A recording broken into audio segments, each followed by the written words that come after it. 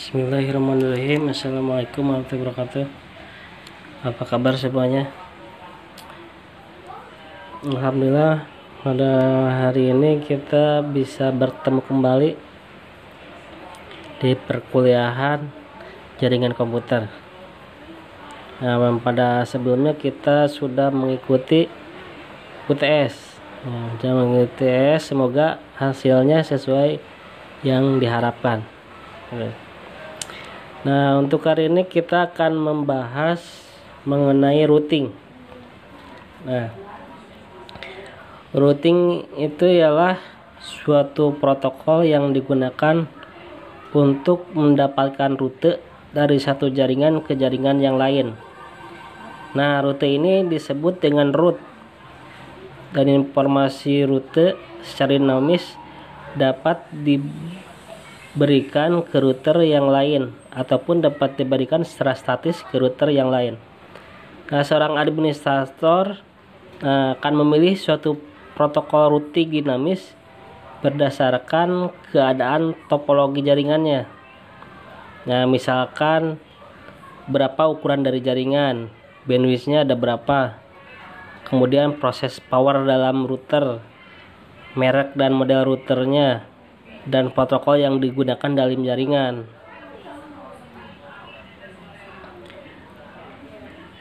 Nah, untuk routing itu prosesnya di mana suatu router memforward paket ke jaringan yang dituju. Suatu router membuat keputusan berdasarkan IP address yang dituju oleh paket. Nah, jadi semua router menggunakan IP address, jadi menggunakan IP tujuan untuk mengirim paket. Nah, supaya keputusan routing tersebut benar, jadi router harus belajar bagaimana untuk mencapai tujuan. Jadi ketika router menggunakan routing dinamis, nah informasi ini dipelajari dari router yang lain. Jadi ketika menggunakan routing statis, seorang network administrator mengkonfigurasi informasi testing jaringan yang ingin dituju secara manual. Nah, jika routing yang digunakan adalah statis, nah maka konfigurasinya harus dilakukan secara manual. Administrator jaringan harus memasukkan atau menghapus route statis. Nah, jika terjadi perubahan topologi. Jadi pada jaringan skala besar, jika tetap menggunakan routing statis, maka akan sangat membuang waktu administrator. Jadi kalau mau update, nah akan susah gitu, akan membuang-buang waktu gitu. Ya, karena itu routing statis hanya mungkin dilakukan untuk jaringan skala kecil. Nah, sedangkan kalau routing dinamis biasanya diterapkan di jaringan skala besar dan membutuhkan kemampuan lebih dari administrator. Nah, jadi pokoknya untuk routing itu ada yang statis dan ada yang dinamis. Nah, perbedaannya kalau yang routing statis itu digunakannya untuk jaringannya skala kecil, karena kalau skala besar ini ketika ada perubahannya untuk mengupdate-nya repot gitu. Nah, kalau yang routing dinamis, nah digunakan untuk skala besar gitu. Kalau statis kan tidak berubah gitu kan, tapi kalau dinamis itu bisa berubah-berubah itu dari IP address-nya. Nah, untuk cara kerja routing statis ini bisa dibagi menjadi 3 bagian.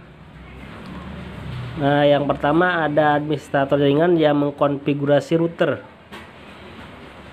Ya, jadi harus ada IT-nya yang untuk konfigurasi.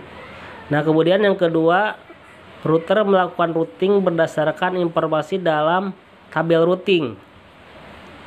Nah, kemudian yang ketiga, routing statis digunakan untuk melewatkan paket data seorang administrator.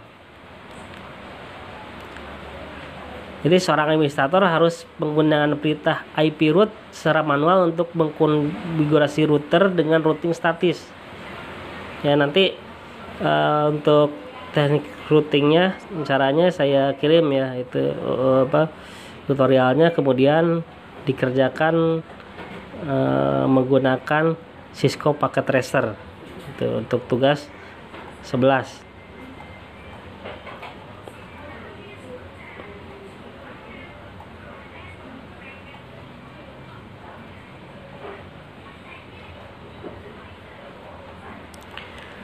Nah, untuk konfigurasi routing dinamis atau yang kalau ingin mengkonfigurasi statis,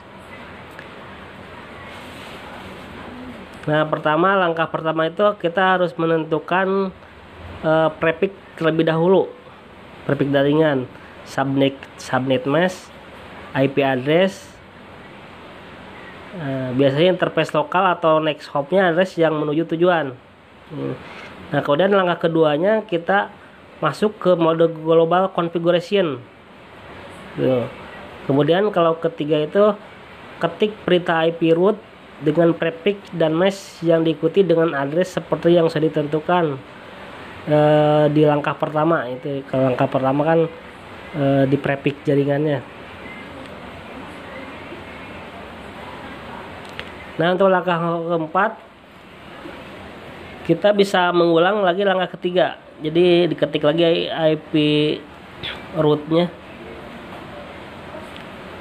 Nah, yang untuk semua jaringan yang dituju dengan telah ditentukan pada langkah yang pertama tadi. Nah, yang langkah yang kelima keluar dari mode global configuration. Nah, kemudian yang keenam gunakan perintah copy running config startup config untuk menyimpan konfigurasi yang sedang aktif di NVRAM gitu. Nanti contohnya saya kirim di Edmodo ya, contohnya.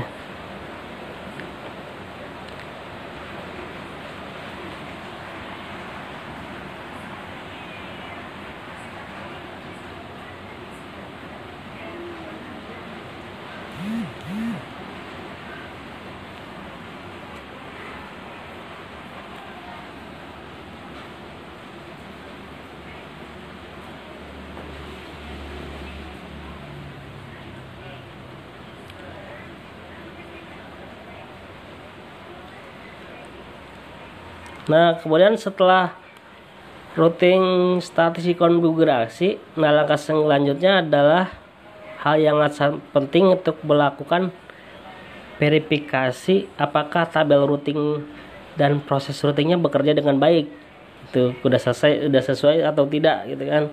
Nah, perintah untuk melihat konfigurasi yang sedang aktif dan untuk memverifikasi routing statis adalah dengan cara ketik show running config dan diketik show IP root gitu.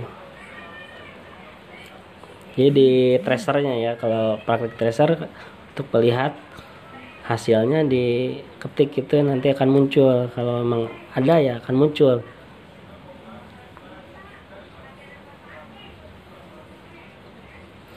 Nah, untuk verifikasi routing statis, jika root tidak benar maka diperlukan kembali lagi mode global config untuk menghapus routing statis.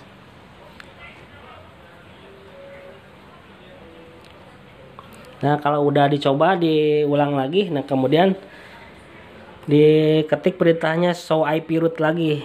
Nah, kemudian verifikasi lagi apakah tabel routingnya yang dimasukkan sudah sesuai atau belum gitu kan. Diketik show running config lagi.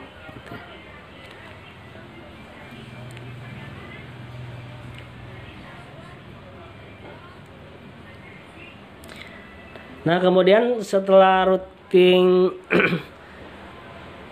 statis, nah ada lagi istilah routing dinamis. Untuk routing dinamis berbeda routing protokol adalah komunikasi antar router protokol mengizinkan router untuk sharing informasi tentang jaringan koneksi antar router. Jadi router menggunakan informasi ini untuk membangun dan memperbaiki tabel routing gitu. Ya intinya kalau untuk routing dinamis itu untuk jaringan yang skala besar. Nah, atau routing dinamis itu bisa disebut juga dengan routing protokol. Nah, contohnya untuk routing protokol ada routing information protokol atau disebut RIP. Kemudian ada interior gateway routing protocol, disingkat IGRP, atau ada interior gateway routing protocol. Nah, kemudian ada open source patch first OSPF gitu ya. Nah, untuk route protokol digunakan untuk traffic user langsung. Nah, router protokol menyediakan informasi yang cukup dalam jaringan address gitu. Nah, jaringan ini bisa melewatkan paket yang akan diteruskan dari satu host ke host yang lainnya berdasarkan alamat gitu. Nah, contoh route protokol itu internet protokol atau IP, inter network packet exchange IPX.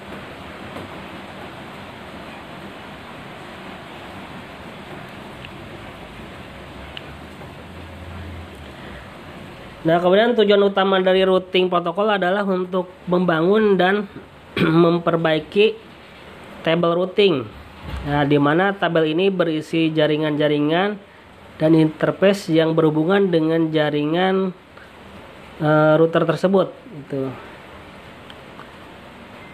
Nah, router menggunakan protokol routing ini untuk mengatur informasi yang diterima dari router-router lain dan interface-nya masing-masing sebagai yang terjadi di konfigurasi routing secara manual gitu. Nah, routing protokol mempelajari semua router yang ada. Jadi menempatkan route yang terbaik ke table routing. Nah, dan juga bisa menghapus route ketika rute tersebut sudah tidak valid. Jadi kalau udah tidak digunakan bisa dihapus. Nah, router menggunakan informasi dalam tabel routing untuk melewatkan paket-paket route protokol. Nah, algoritma routing adalah dasar routing dinamis. Jadi routing dinamis itu ada algoritmanya. Kapanpun topologi jaringan berubah karena perkembangan jaringan, konfigurasi ulang atau terdapat masalah di jaringan, maka router akan mengetahui perubahan tersebut. Itu karena ada routing dinamis.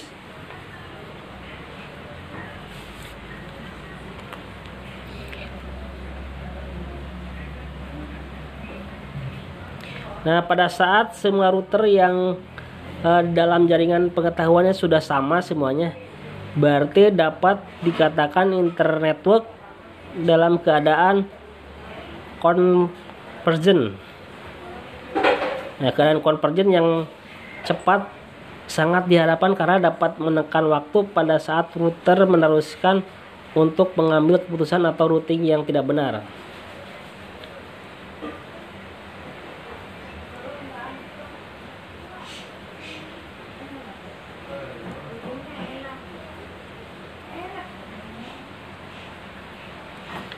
Nah, kemudian ada routing protokol distance vector. Nah, algoritma routing distance vector secara periodik menyalin tabel routing dari router ke router. Nah, perubahan tabel routing ini diupdate antar router yang saling berhubungan. Jadi pada saat perubahan topologi, algoritma distance vector juga disebut dengan algoritma Bellman-Ford. Jadi setiap router menerima tabel routing dari router tetangga yang terhubung langsung pada jaringan gitu ya.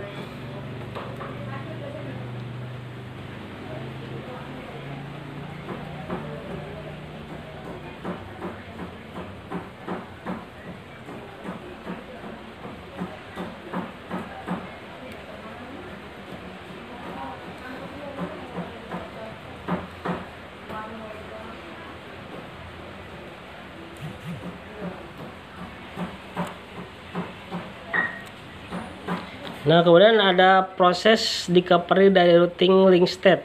Nah, jadi ketika router melakukan pertukaran LSA, dimulai dengan jaringan yang terhubung langsung tentang informasi yang mereka miliki, maka masing-masing router itu membangun database topologi yang berisi pertukaran informasi LSA. Nah, algoritma SPF menghitung jaringan yang dapat dicapai.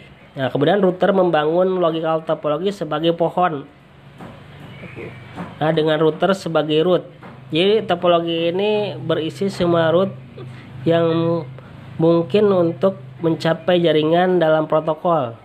Nah, link Ethernet root kemudian menggunakan SPF untuk memperpendek root. Daftar root sebagai terbaik dan interface ke jaringan yang dituju dalam tabel routing. Nah, kemudian link state juga memperbaiki database topologi yang lain dari elemen-elemen topologi yang status secara detail.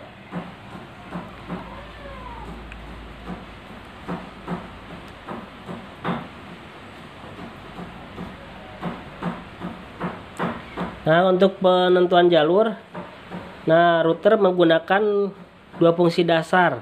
Nah, yang pertama fungsi penentuan jalur. Nah, yang kedua fungsi switching. Nah, untuk penentuan jalur terjadi pada layer network. Fungsi penentuan jalur menjadi router untuk mengevaluasi jalur ke tujuan dan membentuk jalan untuk menangani paket. Jadi router menggunakan tabel routing untuk menentukan jalur terbaik dan kemudian fungsi switching untuk melewatkan paket. Nah, kemudian ada konsep link state. Nah, dasar algoritma routing yang lain adalah algoritma link state. Algoritma link state juga biasa disebut sebagai algoritma Dijkstra atau algoritma shortest path first atau disebut SPF. Nah, untuk konfigurasi routing, jadi untuk menghidupkan protokol routing pada suatu route membutuhkan setting parameter global. Jadi membutuhkan parameter global dan routing.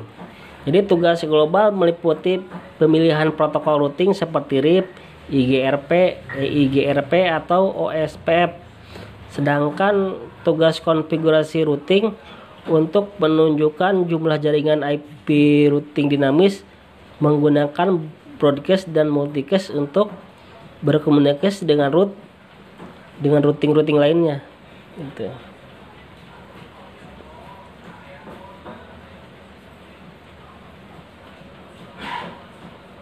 Nah, untuk perintah memulai proses routing perintah network untuk menenablekan proses routing ke interface yang mengirim dan mengupdate informasi routing. Di kapan biasa diketik ya router.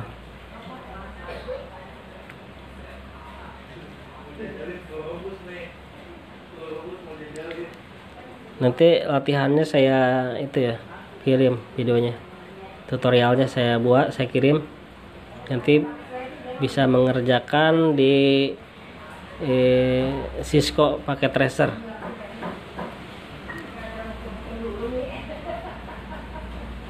Nah, jadi kesimpulannya routing itu adalah proses bagaimana router melewatkan paket ke jaringan yang dituju. Nah, routing protokol adalah komunikasi yang digunakan antar router-router. Nah, untuk routing protokol mengizinkan satu router untuk sharing informasi dengan router-router lainnya. Jadi berdasarkan jaringan yang ia ketahui dan jalur terbaik ke jaringan tersebut. Nah, untuk algoritma routing dapat diklasifikasikan sebagai satu dari dua kategori distance vector atau link state. Nah, kemudian ada autonomous system AS adalah kumpulan dari jaringan-jaringan dalam satu pengawasan administrasi. Tuh. Nah, mungkin sampai di sini penjelasan dari Bapak. Untuk nanti materinya akan saya kirim di Edmodo untuk link latihannya. Nanti Untuk tugas 11 dikerjakan di Cisco Packet Tracer gitu ya, sesuai dengan nanti ada tutorial dari saya ya. Sampai di sini mudah-mudahan bisa dimengerti dan bermanfaat. Selamat sore, sekian, assalamualaikum warahmatullahi wabarakatuh.